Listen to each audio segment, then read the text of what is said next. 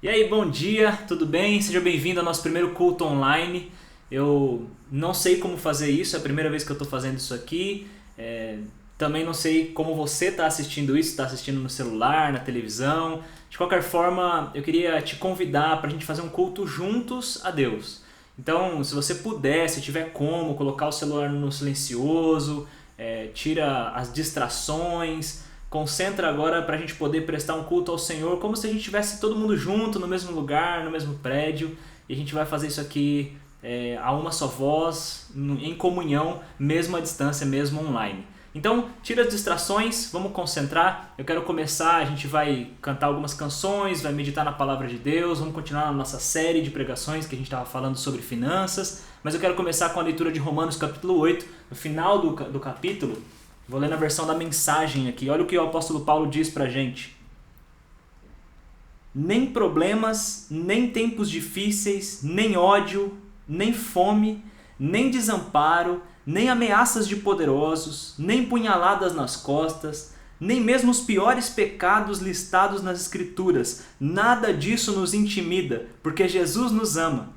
Estou convencido de que nada, vivo ou morto, angelical ou demoníaco, atual ou futuro, alto ou baixo, pensável ou impensável, absolutamente nada pode se intrometer entre nós e o amor de Deus, quando vemos o modo com que Jesus, nosso Senhor, nos acolheu. Então a gente está vivendo tempos difíceis, podem ser tempos de medo, de ansiedade, de incerteza, mas o apóstolo Paulo nos garante que nada pode nos separar do amor de Deus. Deus continua nos amando. Tem uma história que mexe muito comigo, de um grande amigo meu, e quando ele se converteu, ele contou pra gente uma história muito interessante. Ele disse que, ouvindo alguns testemunhos no acampamento, o pessoal estava dando testemunhos, dizendo como Jesus é bom, mesmo em meio ao nosso sofrimento, mesmo em meio às nossas angústias.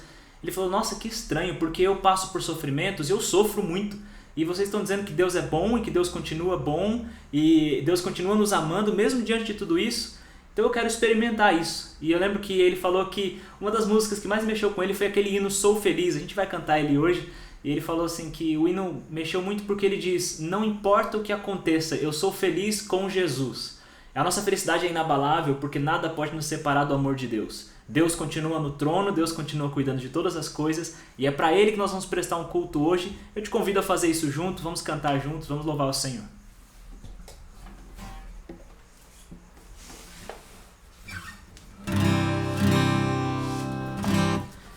Vou tocar aqui, quero que você cante aí, chama todo mundo, chama seus filhos, chama seu cachorro, seu gato, papagaio. É a primeira vez que seu papagaio vai participar do culto, então vamos fazer esse momento juntos aqui. Eu tô me sentindo um pouco aquele capitão do Bob Esponja, sabe? Vocês estão prontas, crianças? Estamos, capitão! Então, eu não sei se você tá aí me ouvindo, se você tá respondendo, mas vamos louvar o Senhor juntos.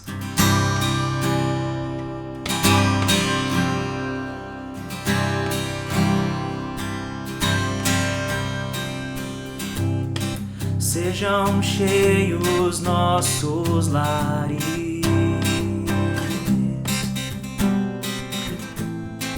de alegria e canção,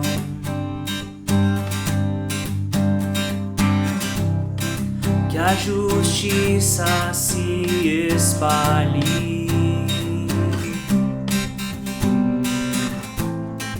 Essa é a nossa oração. Nas montanhas e nos vales ergueremos nossa voz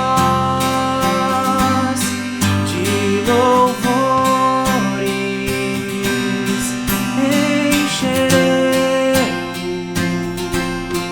Toda a terra, todo o céu.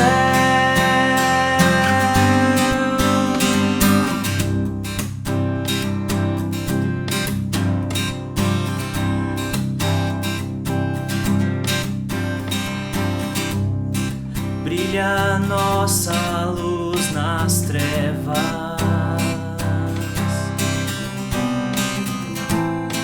Ao olharmos para a cruz,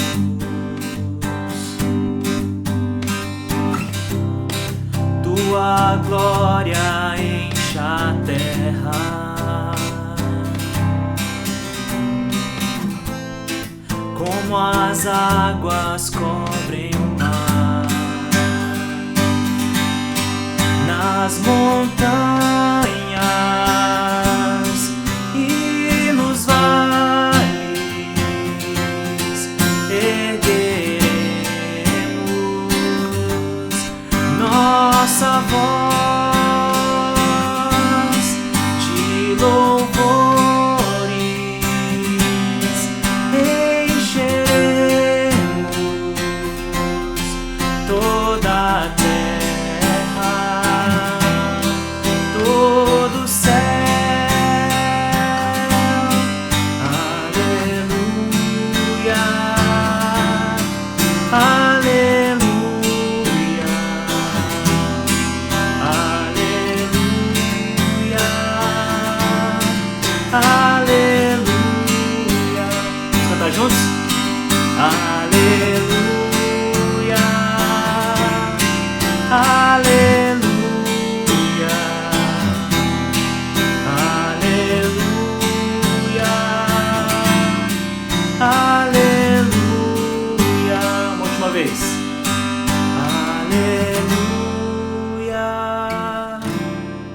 aleluia, aleluia, aleluia.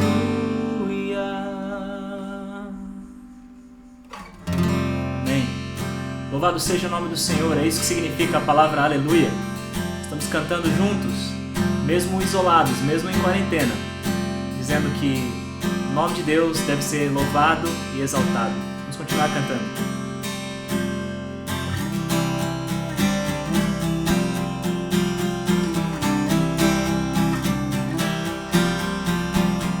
Se paz a mais doce eu puder desfrutar, se dor a mais forte sofrer, ó seja o que for, tu me fazes saber que feliz com Jesus sempre sou. Sou feliz com Jesus.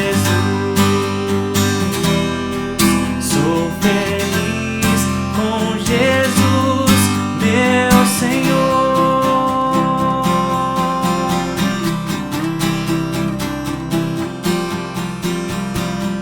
Embora me assalte o cruel Satanás e ataque com vis tentações,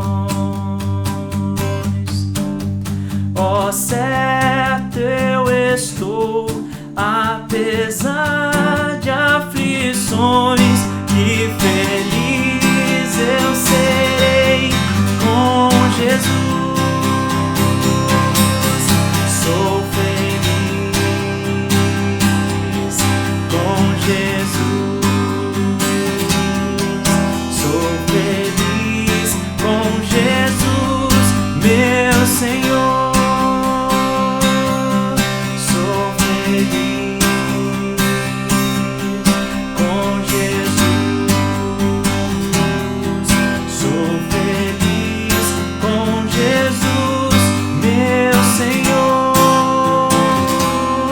Sou feliz com Jesus, meu Senhor. Sou feliz com Jesus, meu Senhor.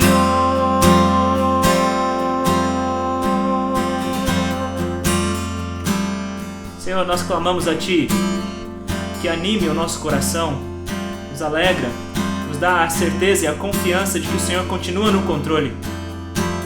Nós clamamos a Ti, Senhor, que preencha a nossa consciência, preencha a nossa mentalidade, encha os nossos pensamentos, nos faz aproveitar esse tempo de quarentena para sermos edificados, para sermos mais amadurecidos no Teu amor, no Teu Evangelho, na consciência de quem é Jesus Cristo.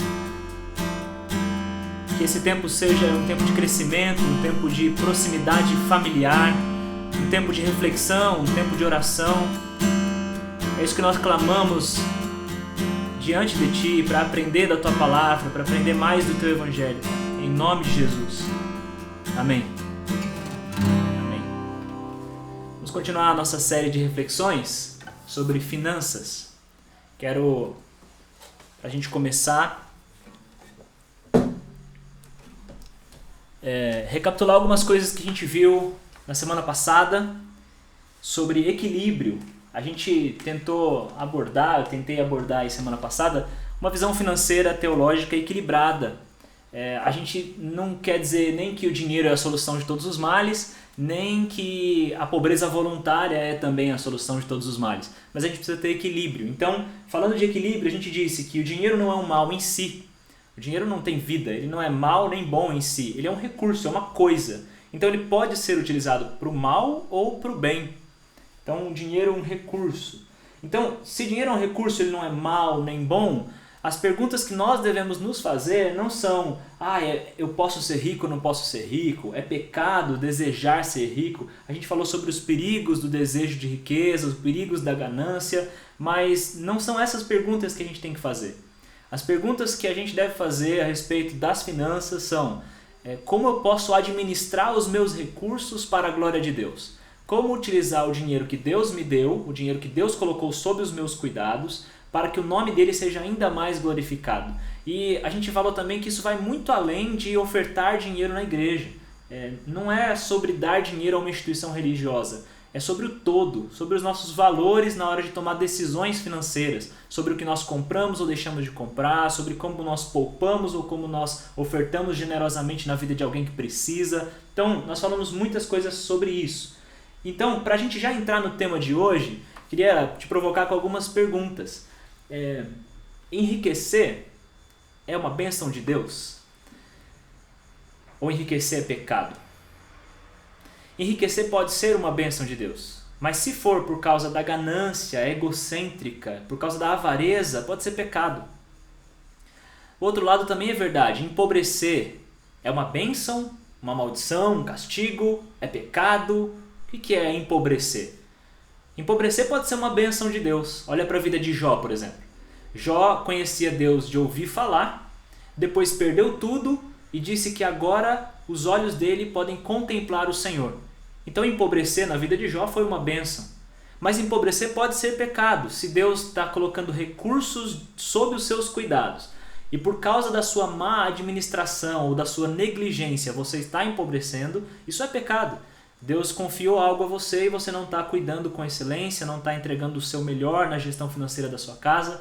Então, você ao invés de abençoar famílias que precisam, por exemplo, está gastando mal. Isso pode ser um empobrecimento por causa de pecado. Então, essa questão de é pecado, não é, enriquecer, empobrecer, ela é muito relativa, ela depende de cada caso, mas eu queria mostrar isso. Empobrecer pode ser uma bênção ou pode ser pecado. Enriquecer pode ser uma bênção ou pode ser pecado. E eu quero falar um pouco sobre isso hoje. Primeiro ponto para a nossa reflexão é: mereça o seu dinheiro. Mereça o dinheiro que você recebe. A Bíblia não tem uma margem, uma visão de um dinheiro que vem de forma imerecida, vem assim, eu recebi uma bolada, recebi uma herança. Não, trabalhe para merecer o dinheiro. A Bíblia fala em Provérbios capítulo 10, versículo 4, as mãos preguiçosas empobrecem o homem, porém as mãos diligentes lhe trazem riqueza. Não espere o dinheiro cair do céu, não terceiriza a responsabilidade das finanças da sua casa. Se você precisa de dinheiro, se você precisa de finanças, vá à luta, vá atrás, corra atrás disso, trabalhe por isso. A gente tem a mania de terceirizar para Deus, né? Dizer, eu vou sentar aqui no sofá, eu vou esperar e Deus vai mandar todo o dinheiro que eu preciso. Sim, Deus vai mandar o dinheiro que você precisa, essa é uma promessa de Jesus Cristo, mas Deus também te deu inteligência, te deu força, te deu braços, te deu pernas, para que você faça algum trabalho e ganhe esse dinheiro de maneira merecida, de maneira honrosa. Então, eu lembro de uma história de um amigo, ele estava numa situação bem difícil financeira e a gente, conversando com ele, a gente falou assim, cara, por que você não faz Uber? Né? Você tem um carro próprio, você tem CNH, você poderia fazer Uber e tirar uma renda extra, tirar uma grana agora que você está precisando. Aí ele fala assim, eu fazer Uber? Imagina, eu tenho formação, eu tenho diploma, eu não vou fazer Uber. E às vezes a gente deixa de abraçar algumas oportunidades que Deus está dando pra gente por causa do nosso orgulho, por causa do nosso ego. Quantos de nós, no momento de situação extrema, de dificuldade extrema financeira, não ficamos pensando assim, se eu tivesse um emprego, se eu tivesse alguém que me pagasse para fazer um trabalho. Ora, a gente pode simplesmente ir atrás e criar as nossas próprias oportunidades. A gente pode ir, sei lá, no mercado, comprar uma caixa de chocolates e vender no farol e fazer um dinheiro a partir disso. Então, trabalhar para ganhar dinheiro é algo digno, algo bíblico. As mãos preguiçosas empobrecem o homem, mas o trabalho duro, a mão diligente, o esforço traz riquezas também. Uma vez, no inverno, a gente fez uma campanha do agasalho, a gente foi levar para alguns moradores de rua e era uma comunidade que costumava limpar para-brisas do carro no semáforo. E aí eu sempre, quando a gente vai fazer esse tipo de ação, eu sempre converso com a equipe dizendo, vamos prestar atenção no que é mais importante, porque o agasalho alguém sempre leva. Um agasalho, uma sopa, uma comida, mas o que poucas pessoas fazem é sentar para ouvir as histórias, para dar atenção e valor humano àquelas pessoas que estão em situação de rua. Então vamos conversar, vamos ouvir. E eu lembro que uma dessas vezes a gente estava conversando com um desses rapazes e ele falou assim, olha, eu fico na rua porque eu quero, eu estou na rua porque eu acho que é uma opção para mim e eu ganho muito dinheiro fazendo isso que eu faço. E a gente ficou curioso assim, e aí ele começou a falar os números. Ele falou assim, olha, quanto vocês ganham? Vocês trabalham tantas horas por semana e ganham um certo salário. E aí o pessoal da equipe começou a ficar assim, nossa, mas espera aí, onde é que esse cara vai chegar? E aí ele falou assim, olha, para eu ganhar o que vocês ganham, eu trabalho só 2 horas por dia no semáforo. E a gente saiu de lá com a cabeça em choque, porque ele fazia um trabalho que muita gente diria, nossa, que trabalho indigno, que trabalho desonroso, né? Ficar limpando o vidro do carro no farol, isso é trabalho para quem vive na rua. Mas assim, ele estava ganhando muito dinheiro fazendo aquilo. De moeda em moeda, ele estava conseguindo um recurso que ele precisava para o estilo de vida que ele escolheu. Lembra que a gente falou semana passada, se você vai ser pobre ou se você vai ser rico, é mais uma escolha sua do que um propósito divino. Você precisa orar, precisa entender diante de Deus o que Deus quer que você faça com os recursos que você tem. Mas aquele rapaz ali, naquela situação, ganhava muito dinheiro no semáforo. Então, numa situação de extrema dificuldade, extrema necessidade, quais são as oportunidades que estão diante de você e você não quer abraçar por causa de orgulho? A gente está vivendo tempos de crise, tempos de desemprego e a gente não sabe o que vai ser depois dessa quarentena, mas já fica aqui a nossa palavra bíblica de que existem oportunidades que podem ser criadas. A gente não está ignorando o fato de que uns têm mais oportunidades do que outros. É claro, alguns nascem em berço de ouro, alguns já recebem herança, alguns têm mais acesso a oportunidades do que outros. Mas a Bíblia está dizendo que o trabalho duro, o trabalho esforçado, ele traz a recompensa financeira também. Eclesiastes capítulo 11, versículo 6 diz: plante de manhã a sua semente e mesmo ao entardecer não deixe as suas mãos ficarem à toa, pois você não sabe o que acontecerá, se esta ou aquela produzirá ou se as duas serão igualmente boas. O próprio texto de Eclesiastes está dizendo, quando você for fazer o seu trabalho, faça o seu trabalho, mas depois de terminar seu trabalho, não fique esperando que todo o trabalho que você fez vai frutificar, vai trazer remuneração. Se prepare porque você não sabe o que pode acontecer amanhã, então esteja preparado para trabalhar ainda mais, para se esforçar ainda mais. Então, primeiro ponto, mereça o dinheiro, trabalhe e ganhe esse dinheiro. No segundo ponto, gerencie esse dinheiro que você ganha. Dentro desse ponto, eu quero fazer subpontos ou subtópicos para a gente falar sobre gerenciamento financeiro, gerenciamento do dinheiro que Deus nos dá de acordo com a Bíblia. Vamos lá. Provérbios capítulo 21, versículo 20 diz: na casa do sábio há comida e azeite armazenados, mas o tolo devora tudo o que pode. Não sei se vocês viram, eu vi um vídeo aí desse... A gente tá cheio de piadas sobre a quarentena, cheio de vídeos engraçados na internet. E aí um dos vídeos era assim: essa quarentena deve ser um projeto do governo pra gente engordar muito, porque eu fiz compras pro mês inteiro e comi tudo num dia só. O texto, engraçado que o texto fala justamente disso: na casa do sábio há comida e azeite armazenados, mas o tolo devora tudo que pode. O que isso quer dizer? Quer dizer que o sábio ele tem provisão, ele tem um dinheiro preparado para momentos de crise, para momentos de dificuldade. O tolo, ele gasta muito, ele devora tudo que pode. Se a gente está falando de gestão financeira, o sábio é aquele que administra as suas finanças de modo a sobrar um pouco, a poupar um pouco, a reservar um pouco. E o tolo é aquele que gasta tanto quanto ganha ou ainda mais do que ganha. E aí vai entrando numa bola de neve de dívidas. Então o sábio é aquele que sabe gerenciar as suas finanças. E aí dentro desse bom gerenciamento das finanças, de um gerenciamento sábio de finanças, vou falar sobre alguns subtópicos. Primeiro deles é, as primeiras coisas. Quando você for administrar aquilo que você recebe, aquilo que você ganha, primeiro as primeiras coisas. Olha o que o apóstolo Paulo diz em 2 Coríntios capítulo 9, versículo 6. Cada um dê conforme determinou em seu coração, não com pesar ou por obrigação, pois Deus ama quem dá com alegria. E aqui Paulo está falando especificamente de ofertas destinadas ao ministério da pregação do Evangelho.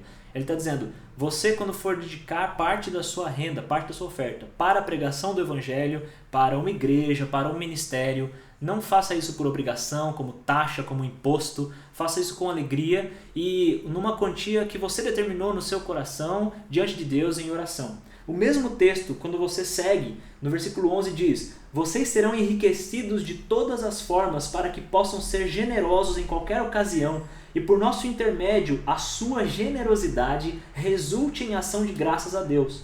O serviço ministerial que vocês estão realizando não está apenas suprindo as necessidades do povo de Deus, mas também transbordando em muitas expressões de gratidão a Deus. Por meio dessa prova de serviço ministerial, outros louvarão a Deus pela obediência que acompanha a confissão que vocês fazem do Evangelho de Cristo e pela generosidade de vocês em compartilhar seus bens com eles e com todos os outros. Olha só esse princípio de Paulo. Quando o povo de Corinto oferta generosamente para a pregação do ministério, essa oferta é um serviço ministerial. Além disso, essa oferta transborda e gera ainda mais gratidão e louvor a Deus. O que isso quer dizer? Vamos pensar na nossa comunidade, na Igreja Batista Central. Quando você faz uma oferta ali, essa oferta ajuda a pagar o aluguel. O aluguel compreende um prédio físico que tem algumas salas. Uma dessas salas é utilizada como um projeto de vestidos de noivas para a população de baixa renda, uma população que não tem como pagar por esses vestidos. É claro que a gente não faz seleção de quem é que vai usar ou não os vestidos, mas é um projeto para ser acessível. Quando você faz a sua oferta, então essa oferta sustenta o aluguel, que sustenta o projeto de vestido de noivas, que resulta em ação de graças. Quantas mulheres não passaram por esse projeto dizendo graças a Deus por esse projeto, graças a Deus por vocês estarem aqui, graças a Deus pelas portas estarem abertas. Então é isso que Paulo está dizendo para o povo de Corinto. Quando você oferta no ministério do Senhor, na pregação do Evangelho, no ministério do avanço do reino de Deus, isso resulta em mais ação de graças e mais louvor. Mais pessoas podem louvar a Deus por causa dessa parte dos seus recursos destinada à obra de Deus. Então primeiro as primeiras coisas, primeiro o reino de Deus e depois o restante. Desse restante vamos seguir, o segundo subtópico é ajuste o seu padrão de vida de acordo com aquilo que o Senhor te deu. Não é querer viver com mais do que você ganha, ou querer aparentar ter mais do que você realmente tem. É ajustar o padrão de acordo com o que o Senhor te deu. Se Deus te deu um salário X, é para que você aprenda a viver com esse X hoje. Se você deseja mais, trabalhe com o que você tem hoje e busque esse mais. Não é ilícito, não é pecado, mas não queira consumir como se fosse rico quando você ainda não tem aquela riqueza. Olha só o que o Provérbios 13:7 diz. Alguns fingem que são ricos e nada têm. Outros fingem que são pobres e têm grande riqueza. Que confuso, né? Alguns fingem que são ricos e nada têm. A gente tem a mania de achar que o rico é aquele que anda de carrão na rua, aquele que tem uma grande casa, sem parar para pensar que às vezes aquele carrão, aquela casa tem parcelas a perder de vista e que aquilo não pertence de fato àquela pessoa. Pertence a um banco, pertence a alguém que está financiando para aquela pessoa. Enquanto ela não quitar as parcelas, não é um bem que pertence a ela. Então, não queira aparentar ter mais do que você tem. De fato, a Bíblia fala, alguns fingem que são pobres e têm grande riqueza. Isso pode ser verdade. Alguns grandes homens muito ricos aparentam ser homens simples, pessoas simples. Então, você não precisa mostrar para os outros, você não precisa aparentar ter riqueza. Você precisa administrar bem as suas finanças e comprar aquilo que cabe no seu bolso. Então, gastar menos do que aquilo que você ganha. Esse é um princípio bíblico também. Terceiro subtópico, pense no futuro. Provérbios 13:11 diz: o dinheiro ganho com desonestidade diminuirá, mas quem o ajunta aos poucos terá cada vez mais. Quando você for fazer a gestão, a administração dos recursos que Deus te deu, pense no futuro. Não esqueça que no futuro você vai precisar, vamos falar por exemplo, sistemas previdenciários. Todos os sistemas previdenciários dos maiores países do mundo estão em revisão. Eles estão revisando isso porque o mundo mudou, os sistemas econômicos estão mudando e precisa de uma reforma. A gente tem que pensar no futuro. A gente não sabe se a gente vai conseguir pela previdência privada ou INSS, a gente não sabe o que pode acontecer com a gente amanhã. Então, quando você for gerenciar os seus recursos, pense no futuro, reserve uma parte para pensar também no seu futuro. Quarto subtópico, quarto princípio aí para administração daquilo que a gente ganha. Pague as suas contas. Parece óbvio, parece muito banal, muito simples, mas pague as suas contas. Romanos capítulo 13, versículo 8 diz: não devam nada a ninguém, a não ser o amor de uns pelos outros. Então, é um princípio bíblico. Quando você receber o que Deus te deu, o que você trabalhou para receber, primeiro, as primeiras coisas, oferte ao Senhor, oferte ao avanço do ministério, do evangelho. Depois, ajuste o seu padrão de vida para viver com aquilo que Deus te deu.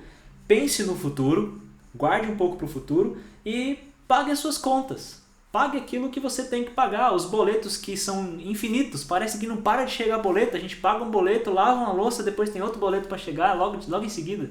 Então, pague esses boletos, pague essas contas. É mau testemunho um cristão fazer dívidas. É mau testemunho um cristão ficar devendo. Porque se você é filho daquele que ele é dono do ouro e da prata, quando alguém olha para a sua vida vai dizer: você é filho do dono do ouro e da prata, como você está me devendo? Então, às vezes nós fazemos dívidas pela nossa ganância, nós somos tentados e caímos em tentação para ter coisas que não precisamos no momento. E aí o nome de Deus é envergonhado diante daqueles que não creem, diante daqueles que não são cristãos. Então não é testemunho cristão ter dívidas. Agora, eu não vou ser hipócrita aqui e ficar jogando um monte de regras na sua vida, porque a gente sabe que na vida real o bicho pega. A gente sabe que a gente contrai dívidas, às vezes sem querer, às vezes não é opção nossa, às vezes a gente nem percebe e quando a gente vê já tem empréstimo, já tem coisa para pagar. Isso pode acontecer por algum acidente, a gente bate o carro e precisa gastar um dinheiro sem ter preparado isso, alguma emergência médica, uma cirurgia que precisou ser feita, desemprego, uma pandemia que aparece e aí os nossos negócios vão mal. Então não vamos ser hipócritas aqui. Não vou dizer que um cristão não deve fazer dívidas nunca, jamais. Seria bom que fosse assim, esse é o cenário ideal, mas eu quero também dizer que às vezes a gente faz empréstimos, às vezes a gente faz dívidas, às vezes a gente precisa fazer isso no momento de dificuldade, só que eu quero trazer nesse princípio uma verdade. Pague as suas contas, pague as suas dívidas. Se você tem dívidas, faça um esforço para sair delas o mais rápido possível. Não convém a um cristão estar devendo para alguém e ir viajando para Paris. Então, administre as suas finanças de modo que você quite essas dívidas o mais rápido que você puder. Quinto subtópico, quinto princípio. Não olhe apenas para o seu bolso. Não olhe apenas para a sua planilha financeira, para a sua gestão da sua casa, da sua família, dos seus filhos. Olhe ao redor. Olhe para a comunidade. Olhe para a humanidade. Olhe o que Provérbios capítulo 11, versículo 24 diz para a gente. Há quem dê generosamente e vê aumentar suas riquezas. Outros retêm o que deveriam dar e caem na pobreza. O generoso prosperará. Quem dá alívio aos outros, alívio receberá. Quando o Senhor envia recursos financeiros a você, Ele não está pensando somente em você. Ele tem um compromisso com a sua maturidade espiritual. E maturidade espiritual envolve amar ao próximo como a si mesmo. Então, quando o Senhor te dá recursos, é para você administrar de modo que você auxilie no avanço do reino de Deus, de modo que você pague suas contas, de modo que você preserve um pouco para o seu futuro, mas de modo que você transborde para a vida de alguém que precisa. Ofertar na vida de alguém também é um princípio bíblico. Se você olhar para o Antigo Testamento, for estudar a lei judaica, a Torá, eles tinham leis para cuidado social, para que parte das nossas finanças fosse para pessoas vulneráveis, como as viúvas, os órfãos e os estrangeiros. Vou ler aqui uma lei para que você veja em Levítico 23, versículo 22. Quando fizerem a colheita da sua terra, não colham até as extremidades da lavoura, nem ajuntem as espigas caídas da sua colheita. Deixem-nas para o necessitado e para o estrangeiro. Eu sou o Senhor, o Deus de vocês. Olha só o que essa lei diz. Lembra que não é um conselho, não é uma recomendação para o povo judeu. Isso aqui está na lei deles. Era uma lei, era obrigatório. Quando fosse fazer a colheita da sua plantação, não colha até as extremidades. Não colha tudo. Não rape o tacho.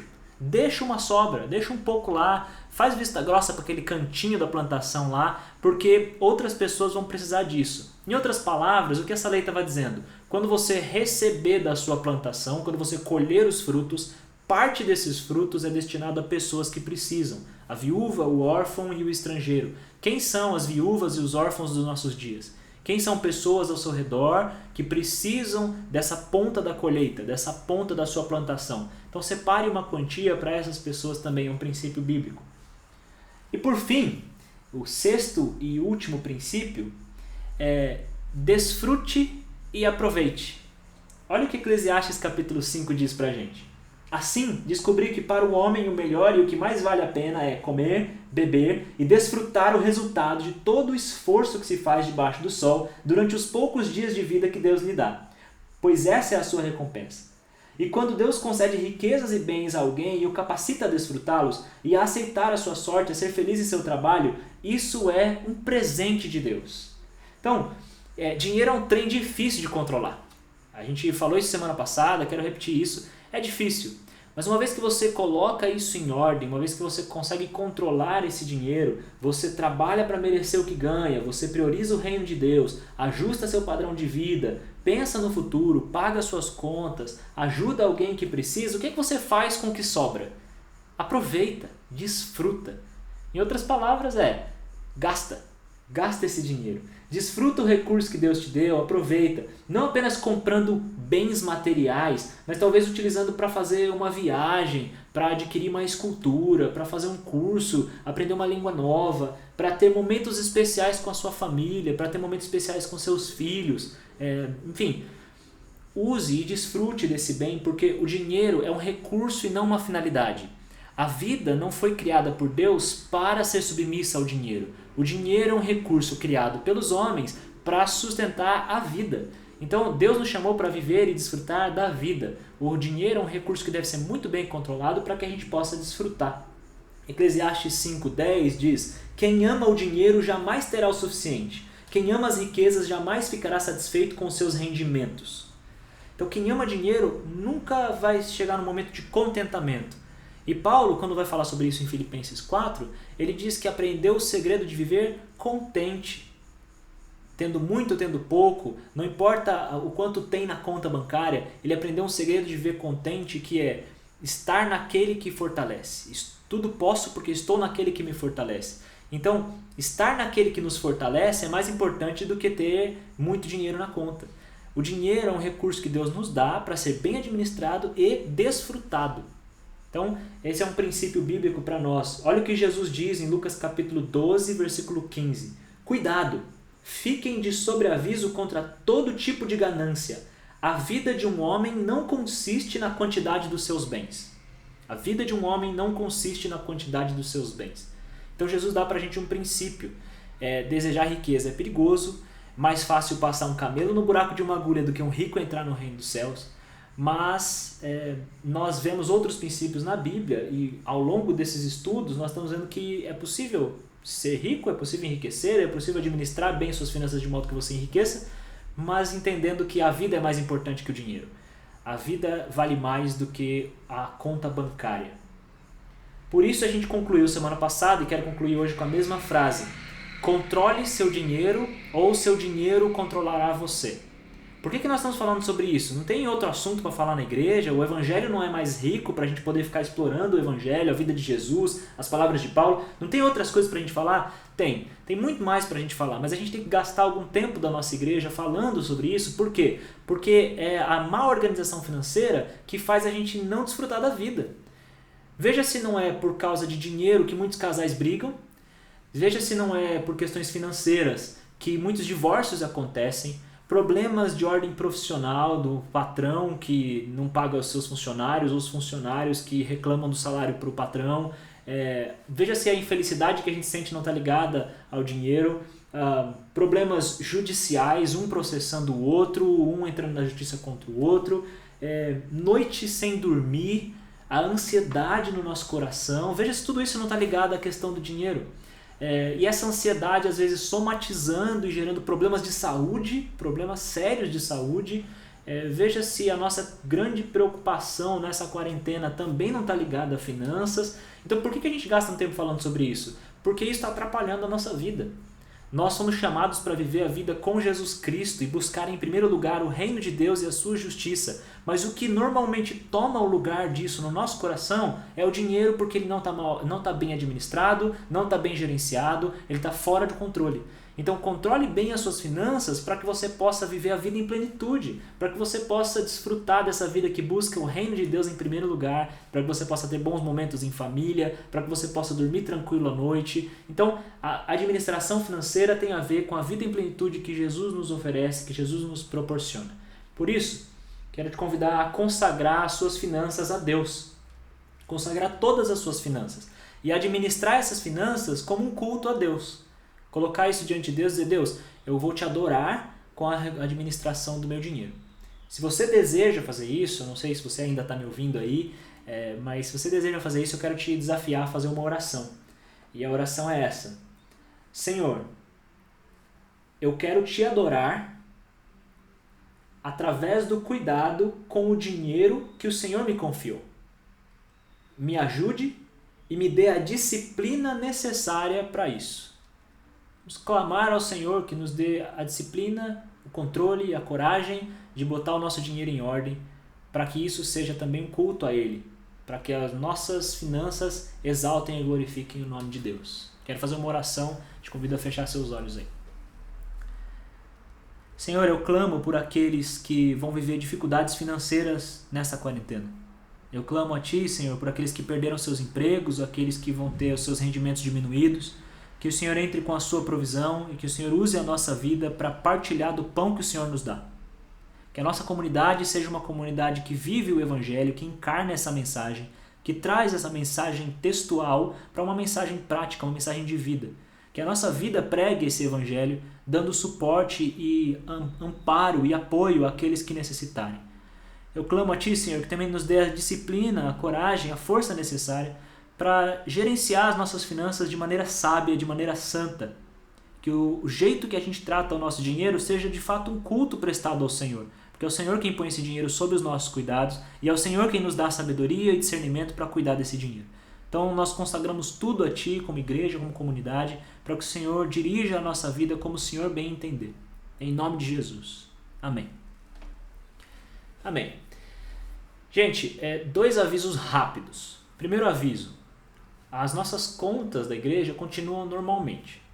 Você sabe que se você frequenta a igreja há mais tempo, sabe que a gente não gosta muito de falar sobre dinheiro nos cultos, mas a gente está um pouco preocupado com essa situação, porque nós não estamos nos reunindo e a maior parte das nossas ofertas, elas são feitas na caixa de ofertas presencialmente.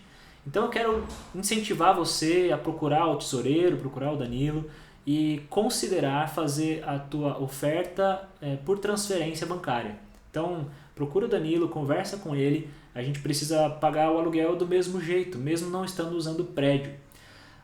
Esse é o primeiro aviso, né? Então, um incentivo a você procurar fazer sua oferta via transferência. O segundo aviso nós estamos separados fisicamente, mas podemos estar unidos de coração. Então eu quero ouvir a sua opinião sobre esse culto online, o que é que você achou sobre esse vídeo, se fez sentido, se não fez sentido, se você ficou com alguma dúvida sobre essa palavra, se você gostou desse formato, se você quer outras músicas, enfim, eu quero ouvir a tua opinião. Por isso, agora, se você for lá no Instagram da igreja, @centralbatista, eu não sei direito o endereço, mas você coloca lá o Instagram da nossa igreja, eu vou estar ao vivo numa live para conversar com você, vamos bater um papo, me dá o seu feedback, me dá a sua opinião. Vamos se encontrar ali naquela live. Eu quero atender você, orar por você, responder suas perguntas. Então, vamos usar não só o WhatsApp, outras redes sociais que a gente tem utilizado, mas também vamos entrar nessa live agora para a gente conversar um pouco. E ao longo da semana a gente está preparando mais conteúdos para vocês. Então fica atento nas redes sociais da igreja, no WhatsApp da igreja, para a gente permanecer unido, permanecer em comunhão, orando todos os dias às 21 horas, a gente tem orado por isso. Então vamos fazer a nossa comunidade continuar viva, unida, em comunhão, mesmo online, mesmo à distância, tá bom? Conto com vocês, é isso, ficamos por aqui, até a live, até o Instagram daqui a pouco.